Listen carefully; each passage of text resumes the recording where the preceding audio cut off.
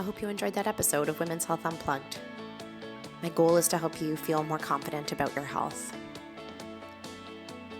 Please remember that what we talked about today in the podcast does not constitute medical advice, nor was a doctor-patient relationship formed. If you have questions about your healthcare or about how today's topic pertains to you, please take it up with your family doctor, your specialist, or someone on your health team.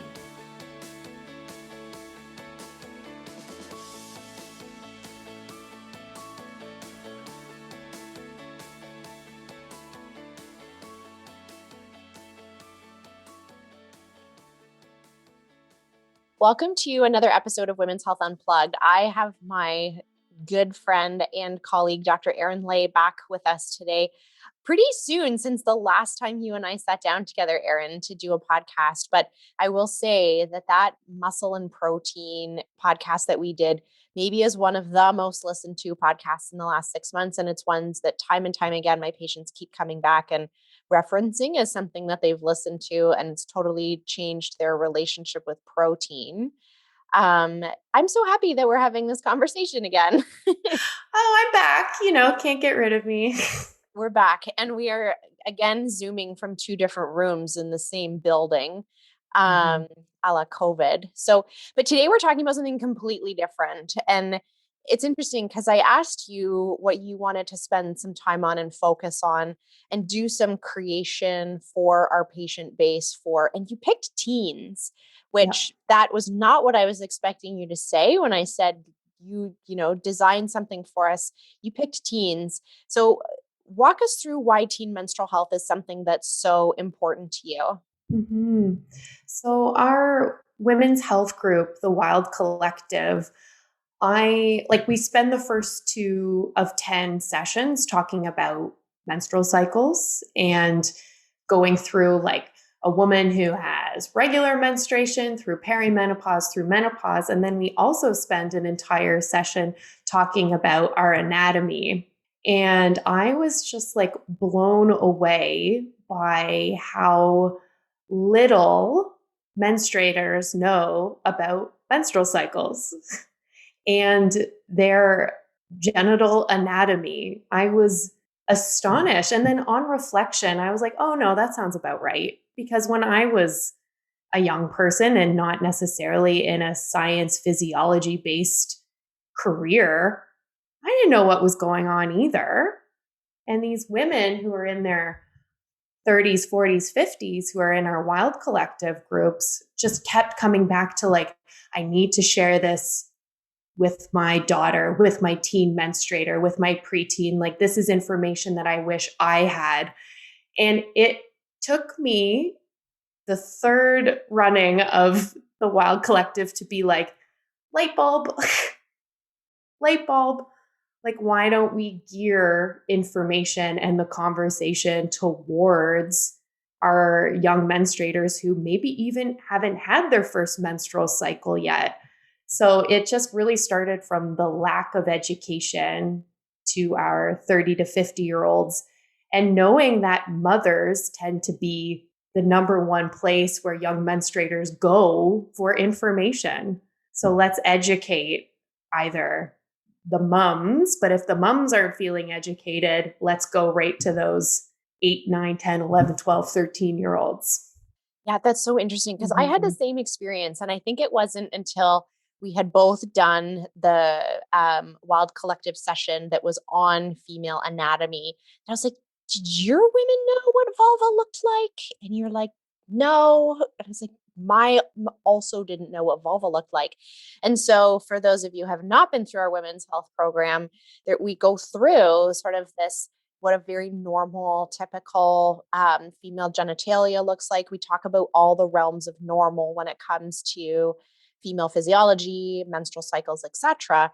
And when I went through those images for my women, they put up their hand on Zoom and we're like, are all of those normal?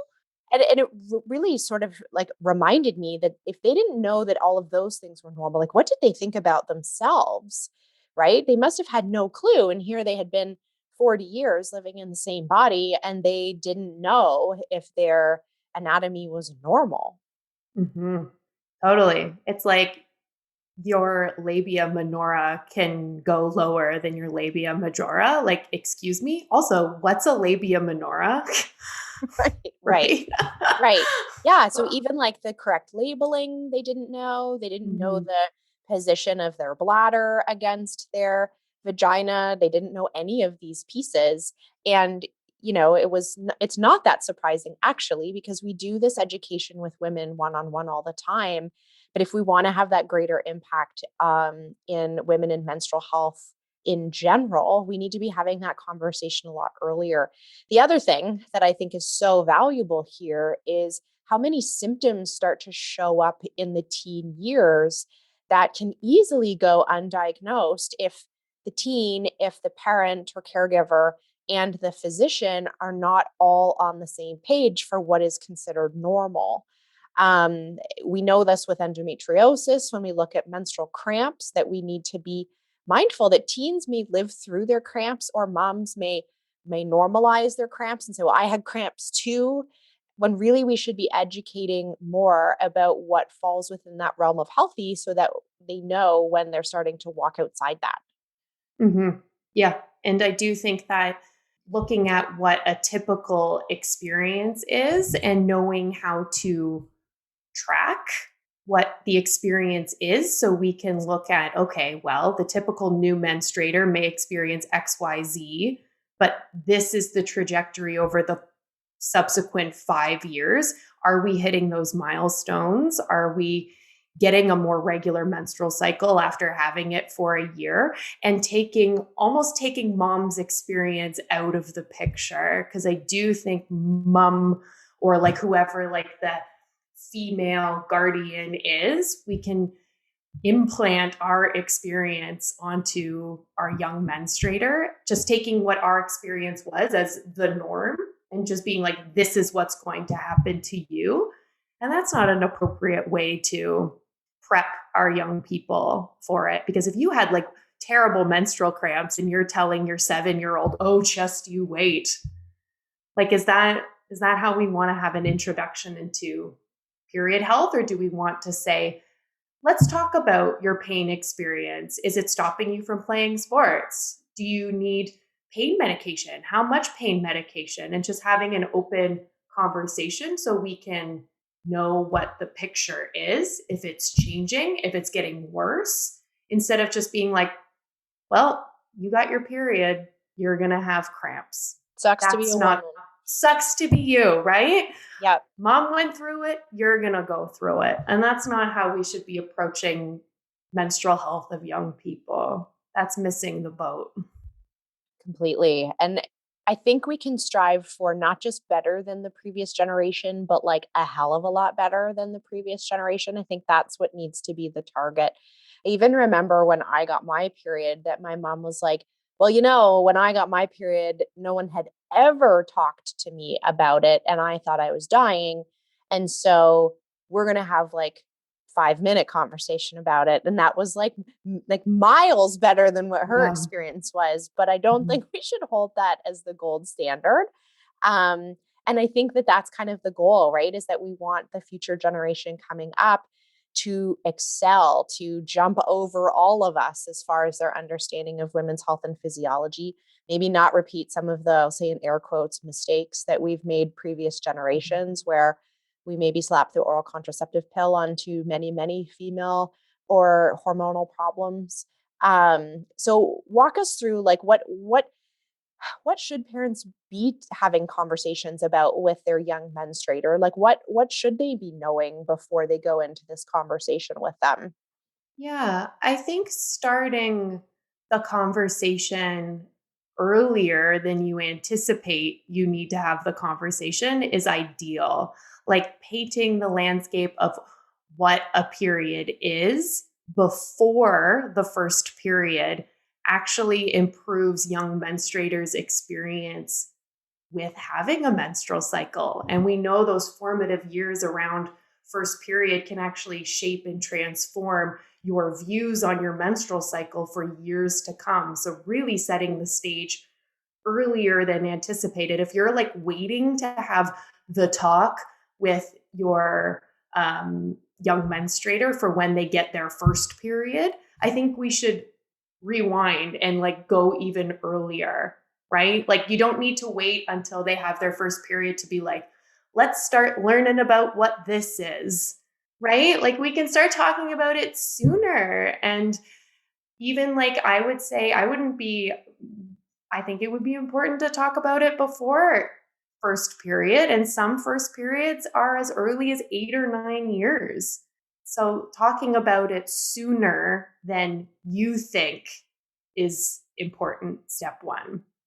And You is the might hear, research there, sorry to interrupt you, Erin, is the yeah, no, research there that like that shapes their experience, as in the way that we approach that conversation will change their outlook and the way they experience their period, like we see in like older women or older menstruators, where if they feel like their period is terrible, they actually experience it more terribly than if they yeah.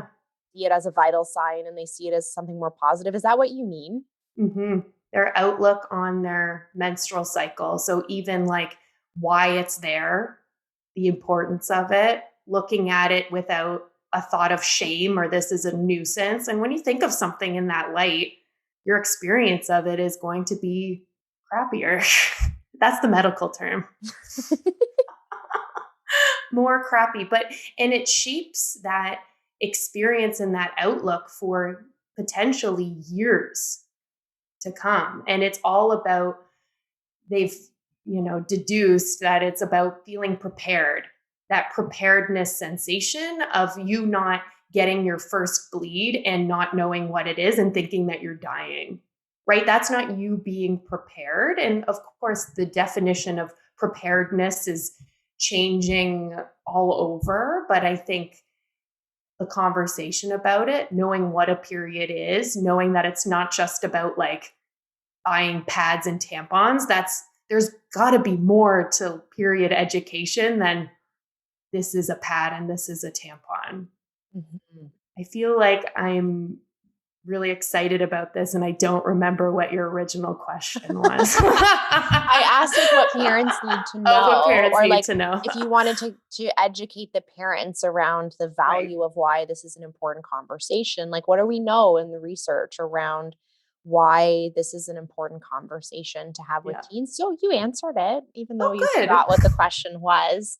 Oh, good. But I do like, for parents, starting the conversation earlier, preparing the preteen with like proper language, names of proper body parts, names of hormones, and not using your experience as a template for your young menstruators' experience. And this, I don't know if this is confusing, but we should probably clarify. I'm using the term menstruator instead of daughter or girl or woman, because I think the use of pronouns is important, because women don't menstruate, people menstruate, right? And I think that especially when you're going through like formative years, and if you have a child who's not gender conforming or non binary or trans, the idea of saying like your period is what makes you a woman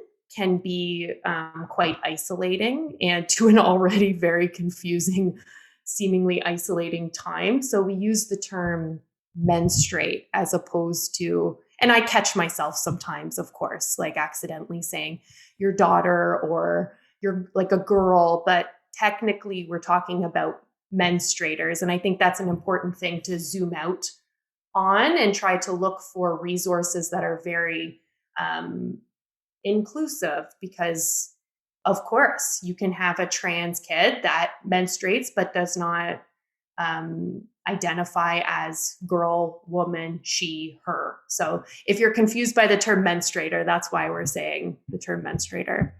Mhm. And I think that's, and you've created some resources for parents, which we will get to as we go through.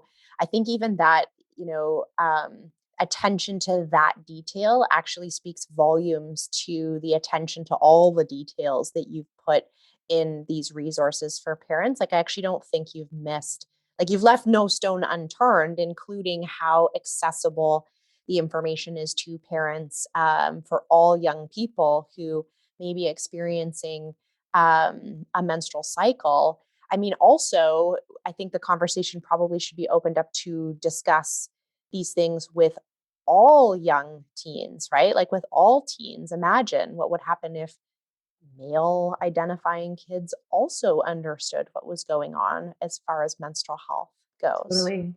I think when I did sex education as a young person, the boys and the girls were separated, which is like, of course, there's this like societal concept of period shame. It's like boys can't even hear the term period without what their heads exploding. Like why is this a thing? So I love that for sure. And So so good. when we're talking about that sort of like healthy teen experience when it comes to menstruation, you alluded to a couple points earlier there that like things might be a bit irregular at the beginning, but we want to see teens moving on some kind of trajectory. Like how can parents and teens reflect on their current experience to know whether or not they need more resources or need more support? I mean, beyond them maybe like having no clue about what we were talking about or what we're talking about. Obviously, then they need a little bit more support. But what are some signs to look for that might give them an indication that things do need, some more attention or maybe the support of a practitioner? hmm So, when young people first get a menstrual cycle, it can be typical to have cycle lengths between 21 and 45 days. So, that's from day one of first cycle to day one of the next cycle. But there's a lot of irregularity between a person's first period and a person's second period. So, some young people will go 60, 90 days between their first and their second cycle. And then it starts to, have a regular cadence after that. And then some people between their first period and their second period, it's 20 days. So there's a lot of variability between first and second ever period, right? But we know that as a preteen gets more periods and more cycles under their belt, that range between 21 and 45 days can start to tighten and get shorter. And the average cycle length after 1 year of having a cycle is 32 days. So we should be starting to see a bit more regularity after 12 months of having a cycle. And I like to say that after a year or two of being a menstruator, if you're not falling in those parameters of like between 21 and 35 days after 1 year, that's a good time to start to discover any underlying issues, especially if there's other concerns. Like we talk a lot about what a typical teen experiences with acne, right? If there's acne that's very deep and cystic and painful, it doesn't respond to regular face washing or gentle topical treatments, then that might be something that points us in a direction in terms of hormonal health is acne severity as well. So tracking what's going on with your cycle length is important to see if we're seeing more regularity with more cycles. Right. And there's a good way to kind of describe that. And this is usually how I describe it. Like when that initial, so your brain actually is where your cycle kind of is originated from, which many people don't know that like all the hormones that are linked to initiating and then controlling your menstrual cycle from then on out actually are initiated in your brain. And that sort of brain to ovary axis at the beginning is a little bit immature, right? For lack of a better word. And it's not in that regular pattern. And so that you may end up sort of experiencing these irregular cycles. But we also, I think what you're saying there is have to be on alert that if things don't start to regulate or right themselves, then that would maybe give us the an idea that we're not moving in kind of the right direction. And there may be other hormonal imbalances that are getting in the way of that brain to ovary connection. Sort of polycystic ovarian syndrome is what you're kind of alluding to there, right? With the, unresponding acne and irregular cycles. What about sports? Like, let's talk about the sport thing. Partly I want to talk about like the cramps in sports because we often with teens use that as their metric for whether or not they're having a terrible cycle or whether or not they're having a good cycle is based on whether or not they're able to go to soccer. Mhm. Can you kind of walk us through that a little bit or sort of describe what we need to be looking for as far as cramps go? Yeah, so the experience with cramps is absolutely like I think we can I don't know, does everyone remember like those times where we thought that this was like we weren't going to make it? With our cramps as a young person, it was like, not going to make it. This isn't good. So it's absolutely like 100% cramps are tough as young people, but we do know that sadly, young people are dropping out of sport activity, missing school because of the intensity and severity of their menstrual cramps. Um, and I think, like, for sure, the intensity of cramps tends to taper off after adolescence. Like, once your menstrual cycle, as you talked about, Jordan, like that connection between brain and ovaries has matured. And moderate pain is common for like the 2 to 3 years after first period and seems to get better after age 20. But absolutely, like, this needs to be documented and talked about with your medical care provider. Like, I always say, like, you need to be tracking.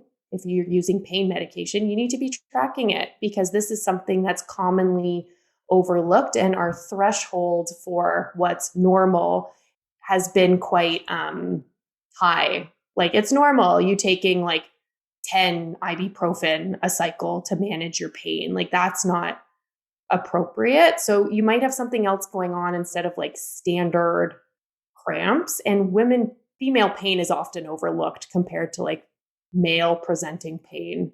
So we do need to advocate quite strongly for ourselves just by being like presenting female, which is crap. Yeah, it is. And it's the thing that I find so interesting about menstrual cramps for teens is that how many sort of stereotypical teen behaviors have actually been shown to worsen menstrual cramps. And it's partly why Mhm. I think having this conversation is so important. Cramps are built from lots of things, right? Just a lot of inflammation. There's some major blood pressure changes in your uterus as you shed that uterine lining, which is supposed to happen, but at the beginning, that's can be experienced quite painfully. And so much about the teen diet and the teen life can influence their experience of menstrual cramps. We know that skipping breakfast increases menstrual cramps. We know that dieting behaviors in teens increases their experience of menstrual cramps. Eating ultra processed food, or we call it hyper palatable food in Mhm. science, actually increases menstrual cramps. And partly when we look at the Caffeine, all diet, that good stuff. what were Yeah. you going to say? I said, and caffeine And too. I'm just caffeine. thinking about me in high I thought you school. said and poutine. And I was like, Oh, let's yeah, that leave too. poutine out of it. I feel Poutine and caffeine. That was my high school that was my experience. high Yeah, school. that makes sense. Exactly. Thursdays were a good day at Aldershot High School. I was going to say Nelson High for sure. So, but like so many of those teen dieting behaviors. So there's the one side of it where it's like the dieting behaviors, we're skipping meals, really skimping on nutrition. And the other side of it is overfueling with those hyperpalatable foods. The net result is they don't eat the like healthy fats in their diet. They don't eat the fruits and vegetables and the antioxidants. And so having this conversation about the impact that your health can have on your menstrual health, like, I think is like completely crucial to building healthy menstruators as they get older. hmm Yeah, my conversation with young people in the office is very much so around nutrition because there's like no education on nutrition. I was like, do you learn about what like protein is? Do you learn about what fat is, carbs are? And not to like look at this in like a restrictive way that we need to be hyper focused on food, but you should know what happens when you eat jelly beans versus what happens when you eat an apple and peanut butter, right? Like, and the difference between the two and what's an example of an anti inflammatory fat and what inflammation is. And did you know that inflammation in your uterus is causing pain and cramps? And when we lower inflammation, we lower the experience of pain. Like these conversations, like our young people can handle those conversations. They're Mm-hmm. smart. They can handle that. And for sure, the like skipping breakfast and crash dieting, like even if you skip breakfast and make the calories up later in the day, that still sets the stage for menstrual cramps. And so many of our young people are walking out the door without breakfast. Mm-hmm. I know. Mhm. So I love that you're pointing parents and teens towards those resources. You're so right that they can handle that information, right? I think we tiptoe around talking about nutrition with our teens because we assume that they're too pecky or too stubborn to make the changes. I'm just not sure we've ever connected those dots for them in a reasonable, logical way. So why would they stop eating the poutine and caffeine if we never really gave them a hard answer for why it matters, right? Mhm. Um, Mhm. so much of the way we perceive health is around body shape and size. And a teen who runs around all day, you may not see the impact of the poutine um, Mhm. from a physical level, right? But the way it's impacting their physiology and the impact it has on their then menstrual experience is really profound. And all they need is that dot to be connected, those dots to be connected for them to sometimes make a slightly different or healthier choice. Yeah, absolutely. And you hear like, I skip breakfast. I'm doing virtual school, so I don't really make anything for lunch, but I'm really tired and I have a hard time focusing and I need a nap when I get home from school.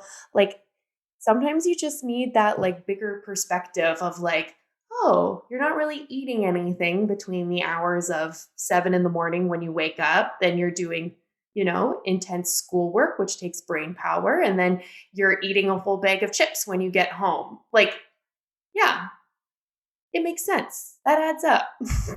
I get it.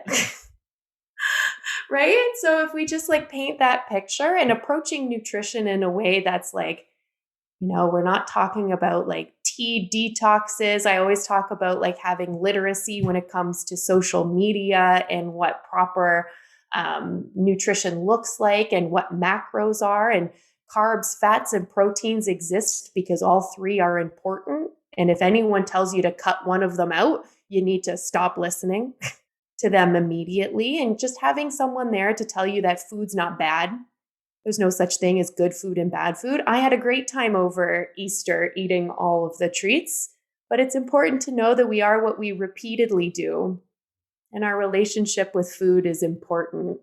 And starting that conversation with young people is like major, so major. So we've covered some ground here. We've talked about like they need to do some tracking and make sure that they're on par to see that positive trajectory towards what we would consider to be maybe a healthy menstrual cycle, which is that maybe 27 to 31 day, and that's day one is the first day you're bleeding, up to day one, the next day that you're bleeding. I always get those patients who are in their 30s and 40s, and I say, well, how long is your menstrual cycle? And they say 5 days. 5. We're not talking about the bleeding days. We're talking about all the days. Seeing just that more teen experience of acne and hormonal symptoms versus this aggressive treatment resistant experience, which would maybe point us towards a different diagnosis than just teen acne or teen hormones. We want to have the conversation early and positively without really projecting our own negative experiences of our menstrual history onto our young menstruator. Although I think one of the sort of important areas there is if the mom struggled with treatment resistant acne, irregular cycles, really painful periods, Mhm. that information is maybe important to note that may influence your teen's experience, Totally. Yeah. right? Because now we're Mhm. talking about the genetics around some of our menstrual dysfunction versus Mhm. you saying, oh, here comes the curse, right? Like that's not what we want to project onto our young menstruators. Mhm. It's more the view of your cycle as opposed to like another tool to determine what your trajectory may be. Maybe. Mm-hmm. There's this cute little study, which I've mentioned multiple times, and I always forget if I've mentioned it on the podcast or not, where they texted women statements about their period before, and they only used women in the study, so that's why I'm using the word woman. They texted women information about their period before it was coming. And half of the women got really positive messages like, here comes is one of your vital signs. Like, isn't it amazing to be a woman? Spend this time to reflect and on your health and well-being and go girl power, right? Mm-hmm. And the other half of the women got text messages that said things like, oh my God, this is such a disaster. Here comes the curse. Periods are so annoying. And they followed these women for months to see what impact. And the text messages were like anonymous, like they were coming from the research study. Mm-hmm. And the women who were given the negative text messages reported that they had more PMS, more headaches, more cramps. Like they overall reported, and the physical symptoms, it's not that they were more irritable because someone was reminding them to be irritable. They legitimately rated their physical symptoms as being more painful and more distressing than the women who had the positive messages, right? And so you can imagine how influential it would be for one of the adults that you live with to hate their period. Mm-hmm. Yeah, totally. And then this links to one of my other favorite points about education around menstrual cycles is your period is important for reasons other than fertility, right? Like I think on reflection, I think when you got your period, it's just like, why is this happening? Like, why is this happening to me? And I think inevitably we always got messages of, well, now you are a woman and now you can have babies. And it's like connecting that experience to someone who maybe doesn't, one, connect to the feeling of being a woman, or two, I'm 12 and not interested in having babies. It's like that already, that messaging of like, well, this doesn't make sense for me. Yeah, the You purpose of already, this is for someone else. this isn't for me. Like, Yeah. no thanks. Unsubscribe, not for me. And because we're women and we can have babies and you don't connect to that as an 11-year-old, already that messaging about your menstrual cycle is like negative, right?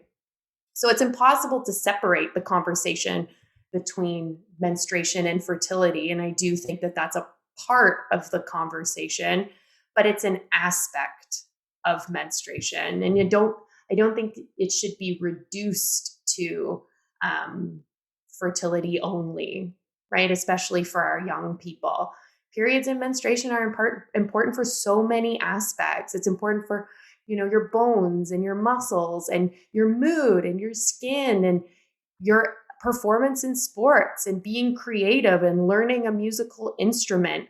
Like it's important for all of those aspects. And instead of just being like, well, you have your period now because you can have babies, like let's broaden the scope so that, like the study with the text messaging, just knowing that there's positive aspects to having a menstrual cycle, because there are, will improve our understanding of it and our experience with it. Mm-hmm. And I think that just builds women and people who are more able to advocate for themselves as they get older. It's not uncommon that I meet a woman in her mid to late 40s where when I start talking about her cycle, she's had challenges with her cycle her whole life, but because she chose not to have children or was not able to have children, her menstrual cycle was not looked at again. And yet it's like deeply connected to her metabolic health and to perhaps her thyroid health and to the way she's going to experience menopause. But because the focus was not on the fertility aspect of her cycle got ignored, right? It was a nuisance that she put up with for how irregular or painful or heavy it was. And it was never really looked at by any of her practitioners seriously until she landed across my desk. Heavy periods as a teen, I just want to make sure that we cover that before I have one more question for you after this. But I did want to cover sort of that, like, what is a heavy period? Because I think that's also a piece of information that people don't know. I think women could say, yeah, if I got up out of my car and I was flooding my pants, or if I had to put towels down while I was sleeping, I would call that heavy. Mhm. Although I still treat some women who that has not been considered heavy in their books to be bleeding that much. Mhm. But what do we consider to be a heavy period for young people, and what should they be looking out for there? Yeah, so with periods, it's probably around like that 50 milliliter mark of blood loss. And it's always like, well, how the heck are we going to know what 50 milliliters is? I always like saying that in appointments, mainly just for the For the reaction shock. of like, Yeah. what? And It's and like, the patient wants to please you so badly, so they're nodding and they're like, "Okay, I yes, guess I better try and figure out how much better 50 get my ml." measuring cup out. And also, it's like, really? It's 50 mils? It feels like 6 liters. Like, what is happening right now? So, starting to track number of tampons or diva cups or menstrual cups tend to have like that gradation on it that will tell you like mils lost, and paying attention to that. Like one soaked regular tampon or pad holds 5 milliliters. And if it's half soaked when you take it out, that's around 2.5. So like, yes, we can get really like specific about like looking at number of pads and tampons, just so like a preteen or even an adult who doesn't really know what a normal amount of blood loss is can understand that. But if you feel like your periods are heavy and flooding, it probably means that your periods are heavy and flooding, and you don't necessarily need to get the measuring cup Mhm. out. Mhm. But also knowing that with maturing menstrual cycles, we may not see ovulation at every cycle. And when that happens, it does set the stage for potentially heavy bleeds. And knowing that as the cycle starts to mature, we should be having more ovulatory cycles, which should start to lighten the flow as we go. And I'm just super jealous of all of the amazing period products there are now. Like some of those period underwear can hold like 6 tampons worth of blood, which is like so awesome for our like young menstruators, and knowing that they feel like protected. And there's period swimwear if you're not comfortable using tampons. So making sure that you're exploring all the different ways to hold your menstrual blood. But yeah, heavy menstrual cycles is a common experience for the first year or so as the body is learning that communication between brain and ovary to have regular ovulatory cycles. Mhm.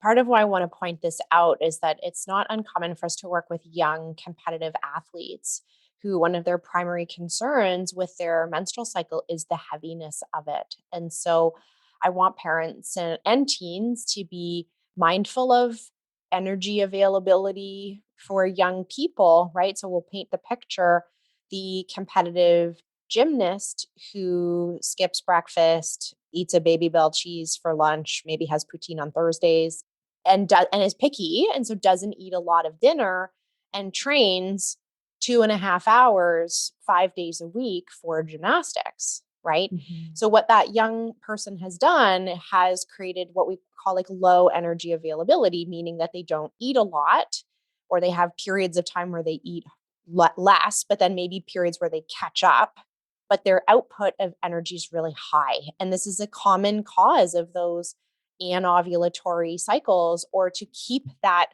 relationship between their brain and ovaries immature, where we want it to develop and get better over time.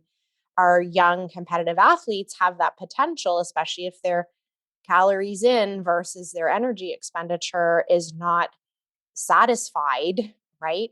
Their brain has a hard time making that connection between brain and ovary, and they may end up with these really horrific, heavy periods that could be solved if we looked at them from that nutrition perspective, or if at least we paid attention to what was happening. But if heavy periods are preventing a teen from participating in sport, especially, we need to be looking at that like relationship between their nutrition and how hard they're exercising. Totally. That your body needs to feel safe in order to ovulate. And I always talk about stress with my young people, especially given the time right now. And I think we can always think of stress as like an argument with our parents or homework or a disagreement with one of our friends. But under eating or over exercising or not sleeping are big stressors on our body, which can prevent the feeling of safety in order to ovulate, which can give us those big, heavy flooding periods for sure. And then But getting the iron checked as well. yes, thank you for throwing that in. Right? So important. Like, oh my goodness. Right. And it's not a regular thing for practitioners to check young people's blood, but sometimes it's really important. Like I didn't get my first set of blood work done until I was 23, right? And I had been like a regular menstruating person for, 10, 11 years. And my iron was like in the toilet and no one thought to like look at it. And the fun part is when you have low iron, that can set the stage for heavy periods. And when you have heavy periods, that sets the stage for low iron. So having a practitioner on your team who's curious about checking those things is important. I don't think I got blood work done until I was pregnant. Really? I don't think so. No, as Oh, you were saying geez. that, I'm sitting here Yeah. going, when did I first have blood work done? I'm pretty Oh, sure geez. that was it. Yeah. Okay. Yeah, I was 27. That's You're fine. 27. That's I'm fine. sure we That's didn't fine. miss anything in all those years that Of I wasn't. school and stress and Yeah. bleeding, it's fine. Not fine. Not The one fine. more question I have for you, Yeah. Erin, is like, what do you feel like is the biggest myth surrounding teen menstrual health that you? So I want you to talk about your course. So you've developed an online resource for teens and parents to get better educated. It is so much information, way more than what we would ever achieve in a single one-on-one appointment with a parent and a teen. And it's going to be so great for our community to be able to access this information at home in their jammies at their own pace. But I want you to kind of sort of, before we talk about that, because we're going to talk about that, I want you to walk us through like what do you feel like is the biggest myth or what's the biggest gap in teen menstrual health right now, and how are you going to solve it? hmm I think the biggest gap is knowing how awesome it is to have a menstrual cycle for the physical body. I think the biggest thing that I just kept coming back to while I was creating the course was that there are benefits to this. And I just want people to understand, and not just, young people who haven't gotten their first period or they're just starting to get their period or they're in their 40s. Like, your menstrual cycle and the hormones it creates have power and meaning and are important. And looking at it as something that is powerful and not based in shame is the most important thing that I want to convey. And I hope that it comes across in how passionately I talk about period power and asking questions and being curious and saying the word vulva out loud and just full transparency. Like, we're not using, funny little words. We're using like the real words. It's age appropriate because it's real. And it's important for them to know. We don't need to be secret about it. It doesn't need to be hush hush. So I think that that's like the biggest thing that I want to convey is that there's power to your menstrual cycle. That's amazing. And I'm proud of you for creating this resource for our community. So walk us through what the Period Talk course is. And then we'll talk about how listeners can access the information. Sure.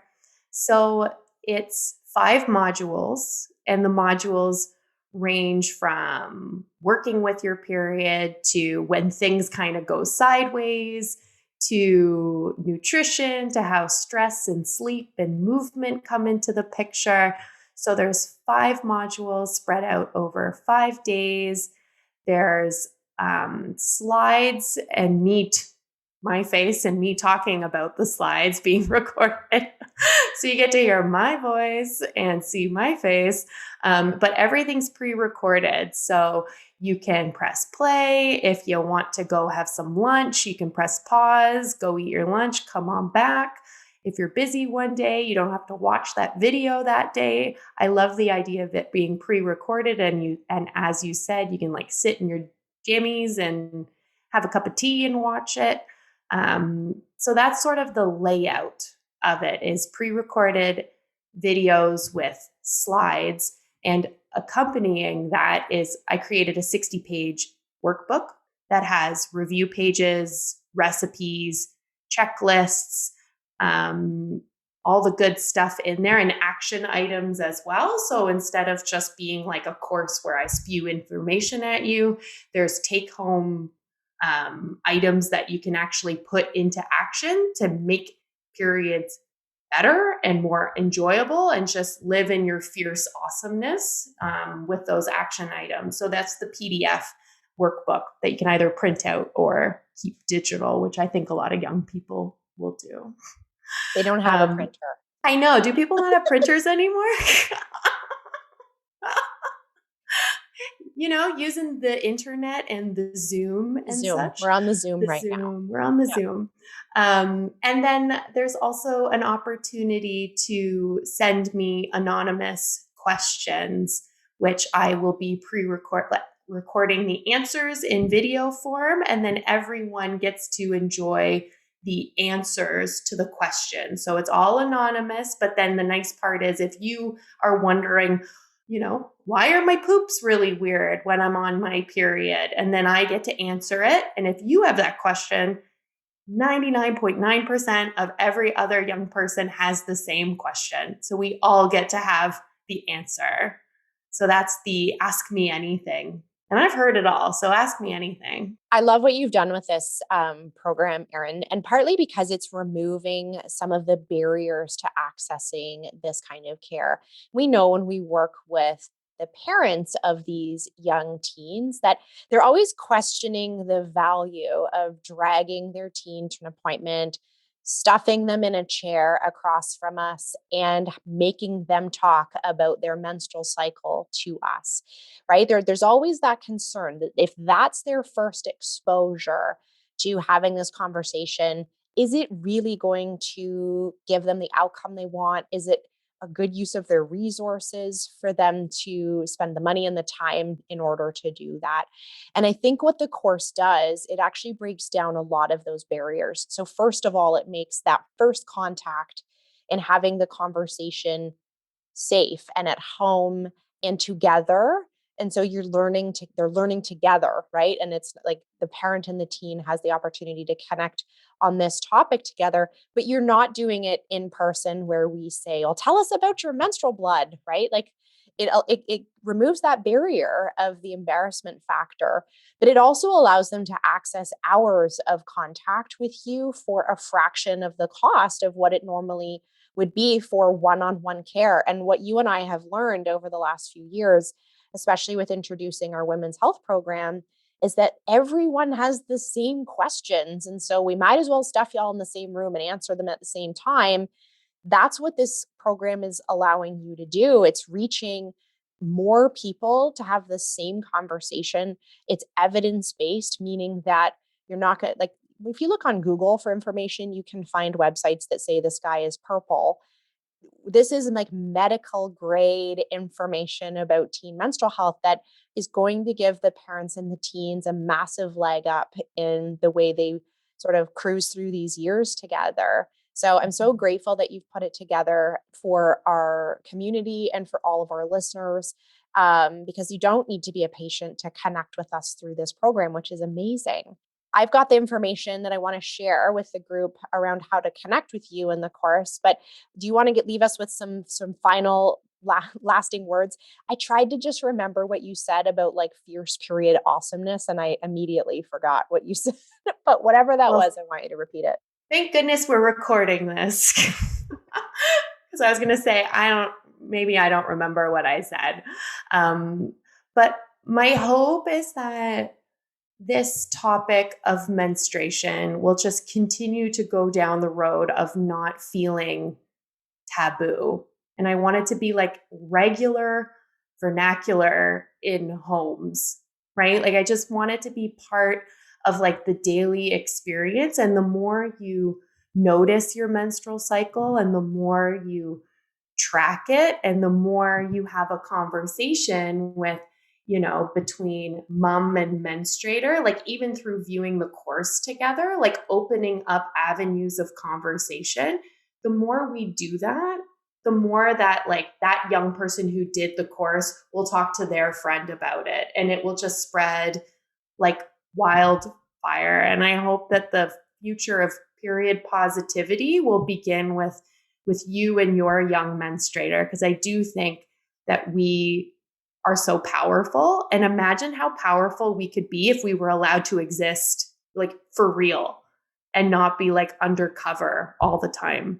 Like I think as menstruators, there's so much power there, but we've really been hidden for so long. And I want this to be like a call to action to be like, yep, we're here. We're going to be loud. 50% of the population is going to menstruate at some point in their life. We don't need tampons that have crinkle-free paper on them to hide them in our jean pockets. Right? Up your sleeve. Yes. So I one think of my greatest that's fears, when I was in grade 7, I distinctly remember being pushed on the swing by one of my crushes. And I had these great overalls on with the, overalls have like relatively big pockets, right? Yes. And I was getting pushed. It was like the sun was shining. This couldn't have been a more perfect moment. And then 3 of my tampons flew out of my overall pockets and I was on the swing, right? So they had legs behind them, trajectory across I imagine them going miles and all over the playground. I'm sure that they landed like 2 feet away from me. But they're like how mortified I was by that experience. And then I can watch my kids having a conversation about, is my daughter going to grow breasts first or get her period first? The jury's out and they both have a say in what they think is going to happen. I want it to be like that for them, right? I want it to be this like conversation where both my daughter and my son know what's going on. And it's deemed as a superpower and not something that needs to be hidden in your overall pockets. Yes, totally. Actually, I don't know if we have time for this, but there was a really funny study of women who dropped a tampon out of their purse onto the ground, and men and women thought less of them when they dropped a tampon out of their purse versus when they dropped a hair clip out of their purse. Men and women. Like thought less of those people. So you know what? If you drop a tampon in front of me, it's all good. You menstruate. Shocking. And that's the other thing. TMI, don't want to talk to you about my period. It's like, why is that TMI? No, this is why you're here, actually. You wrote on your forms. You're here for your period. Yeah. So let's talk about it. Jeez. Okay. So I'm going to put all the links for the course, which you can register for in the show notes. But if you want a quick link, it's www.clarityhealthburlington.ca/period talk. That has the registration page on there. I highly recommend that you look into it. You're going to follow Dr. Erin on social media as well. You have a free download there for parents and menstruators that outlines a lot of the things we talked about in today's podcast, but would give you some written materials for what your next move might be with your teen. Thank you so much for joining me today, Erin. Thank you so much for having me again. Always a pleasure. I hope you enjoyed that episode of Women's Health Unplugged. It's my absolute passion to bring women quality and science-informed information about their health so that they can make empowered, good decisions about their health care. I'd like to invite you to join me in my Facebook community, Women's Health Unplugged. There we share live videos, blog posts, and behind-the-scenes information about the podcast where you can connect with me and other women who are interested in their health care. You can find us at facebook.com/groups/WH Unplugged. We'll see you there.